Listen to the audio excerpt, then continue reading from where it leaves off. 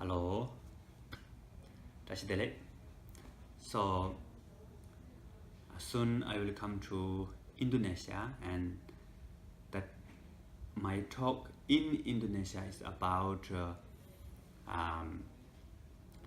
meditation and special how to find kind of like happiness, lasting happiness within ourselves.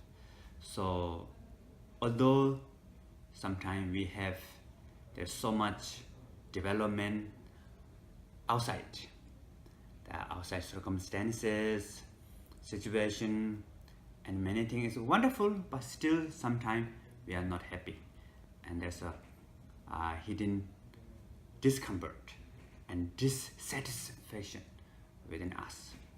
So for the meditation practice is try to find your real good quality within us, what we call basic goodness. So the real peace, wisdom, love, and compassion exist within us, within all of you, each of us. So try to find real peace within us, sometimes what we call inner peace. And because when I was young, I have also a lot of problem with the panic attacks. So I was looking for solution outside, in the outside circumstances. And my father told me, don't look peace and happiness into the outside. Look inside and to see the real nature of yourself. So peace and happiness is already exist within ourselves.